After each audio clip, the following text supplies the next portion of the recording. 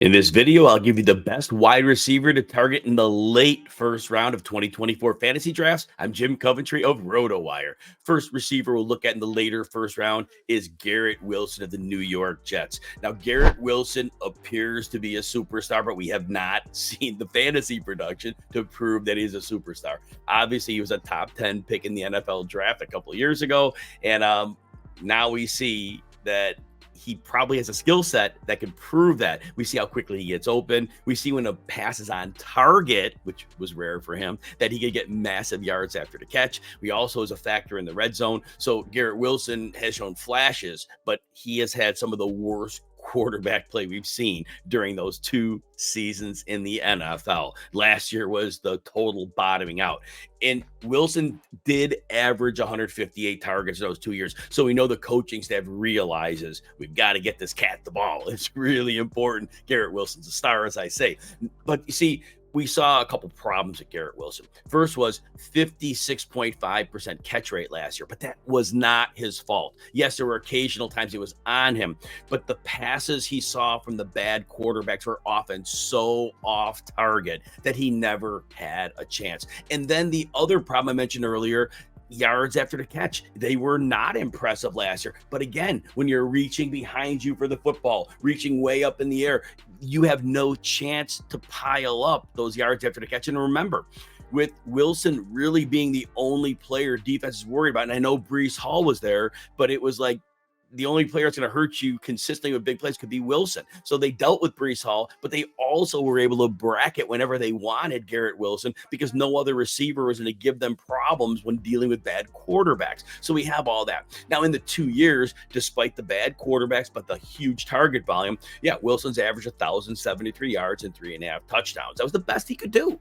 honestly. Now, last year, the expectation was Aaron Rodgers was there, and we were excited about that. And I was saying, look, 1,400 yards, and he could even top out at 17. He's that talented, and we've seen Rodgers work with a player like Devontae Adams and have just magic happen. But certainly didn't happen. Aaron Rodgers lasted 3 plays. Now, let's be realistic at this point. Let's just have a realistic point of view. Wilson's the alpha here. The defense is going to be good. They're not going to be playing in a lot of shootouts, but there is very little chance in my mind that Wilson doesn't flirt with 140 targets. Remember, he averaged 158 the last 2 years. So he's going to see targets, and that's less than 10 per game over 17 games, assuming health, 140 targets. That's a reasonable number. And with Aaron Rodgers, and again, Aaron Rodgers, we don't know what he'll be after the Achilles. We know he's 40 now, but Aaron Rodgers throws an accurate pass, and an accurate pass means yards after the catch. And with an increased talent level on the offensive line, the Jets really built up a line by adding 4 players to that mix. It's going to be a better line. It could be league average. It could be better than league average. But even if it's average, that's a big deal. And we have Breece Hall. That's going to definitely keep defenses honest because Breece Hall can make big plays out of the backfield. So expecting Garrett Wilson to hit 1,400 yards, I don't think that is a big statement. I think that is indicative of the talent and the situation and who he is. And also want you to know that last year, even though, again, the quarterbacks, thwarted the success, 36% of the time, Garrett Wilson was in the slot. And I repeat this over and over. The league is playing 73% zone defenses this year, or last year, I should say.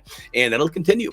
And by having a player in the slot, you can navigate those holes and zones and seams in the zones, and Aaron Rodgers is a master at that as well. And I think it also helps that even though he's not maybe fully healthy from the ACL, that Mike Williams gets added, and maybe he won't play a ton of games, but when Mike Williams is on the field, he is a downfield threat that does command the respect of defenses. So if defenses decide to put single coverage on him consistently, well, Aaron Rodgers can make those downfield throws, and the defense could pay. And remember, the league does not want to give up big plays. They try those too high shells to prevent that. So I think Garrett Wilson is in an amazing spot, and he is a great choice in the later part of the first round. The next player who's going very high in drafts is Puka Nacua of the Los Angeles Rams. And look, I blew it on Nacua last year. It was a 5th round draft pick. His athletic measurables were horrible. I mean, it was like, shouldn't even have been like, based on those, you wouldn't even consider him as a player that could even see significant snaps, but he's an outlier.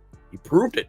He came out and he set the most yardage ever for a rookie receiver in the NFL. Now, Nacua did great. Sean McVay is the genius because Kyron Williams is a star and he looked bad as a rookie. We saw DeMarcus Robinson the last 5 weeks of the season when he was plugged into a regular role. I mean, think about DeMarcus Robinson's career, and he was an excellent fantasy option. And of course, there's Puka Nacua.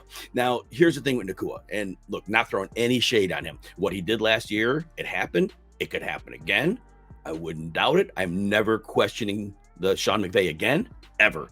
That said, Cooper Kupp, we don't know the true story here. Sean McVay is saying that Cooper Kupp was not healthy last year. I find it a little hard to believe because in the middle of the season, Kupp had a really good stretch. Even before the end of the season, when he cooled off, he had a couple 100-yard games. So we saw him play well. But if you take McVay at his word, and Kupp was truly hurt all year, and Kupp was back this year, and he's fine, and he's not falling off the age cliff, it's going to be a problem for Nacua. Because when Kupp returned after 4 weeks on the PUP list last year, Nacua in the 10-game stretch after Kupp returned, 200-yard games, which Nacua was very good at that, but only 2 in those 10 games, and he only hit 50 yards 5 times. So if Cooper Kupp is going to be a factor, we saw last year, it is going to put a drag on Puka Nacua as it did. Nacua had 500 yards in the first 4 games, and then in the last 4 games, which includes the NFL playoff game, okay, when he had 181 yards, 500 yards there. So that production was front-loaded and back-loaded, but the middle production was not a first-round fantasy pick, and that's the problem. You have to take Nacua in the first round of most drafts, and if Kupp is himself, that's a problem for Nacua. Nacua needs Kupp to not be healthy, to be an aging player, to make sure he can continue that torrid pace he was on last year. The other thing to think about with Nacua is, and I know anybody's quarterback can get hurt, but Matthew Stafford is 36. He has had neck injuries. He's had back injuries in the past, and those are problematic. And as the quarterback ages, it's something we have to consider. So I think Puka Nacua is reliant upon Kupp not being himself and Stafford staying completely healthy, because I think if either of those two things don't work, then I think Nacua is not going to be optimized and worth that first round pick. Hey, if you enjoy videos like this, please consider hitting the like button and subscribe to the RotoWire Fantasy Football channel on YouTube. Also, check out all of our fantasy football content and rankings by getting a free 2-day trial. No credit card needed. You just head over to rotowire.com/Jim and you see all of our content. The last player to consider in the latter part of the first round, A.J. Brown of the Philadelphia Eagles. And I know if you've heard my stuff this summer, you know my thoughts on A.J. Brown. When I say it this way, I say that, look, you've got players like CeeDee Lamb, you got Justin Jefferson, you got Jamar Chase, you got Tyreek Hill, and you got A.J. Brown. I say all these players, and I think CeeDee Lamb is out of this group. Actually, production-wise, he's there, but I think from a pure NFL standpoint, I think it's really Brown with the other trio, Jefferson, Chase, Tyreek Hill. I think Brown is tied with them for the best NFL receiver, not fantasy, but NFL. And I think they all do it in different ways, and that's the beauty of it. It's not just one way to be the best. But A.J. Brown, if he ever gets optimized to the level those other stars get used, I believe he can produce with them. And last year, we saw the possibility exist. Now, before I get there, you got to understand that A.J. Brown, in his 2 years in Philadelphia, listen to this average: 96 catches, 1,476 yards, and 9 touchdowns. Realistically, you could Tyreek Hill there, you could put Justin Jefferson there, and then CeeDee Lamb had the 1 year, but nobody's matching those numbers. So what you had in 2 years, A.J. Brown is right near the top of the rock. And last year, I wanted to point out, Brown, through week 8, he was on pace for just a smidge under 2,000 yards. And then the whole Eagles offense imploded, and it wasn't Brown's fault. It was either Nick Sirianni, the head coach, or it was Brian Johnson, the offensive coordinator. Whoever it was, defenses knew what the Eagles wanted to do, put a shell over the top, and they had zero answers the offense. And I know Jalen Hurts was hurt too. I get that. Kellen Moore comes in.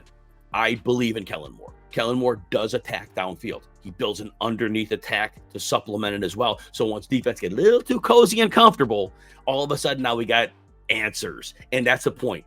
Kellen Moore will have answers, and he has an ultimate, one of 4 in NFL, ultimate weapons in A.J. Brown.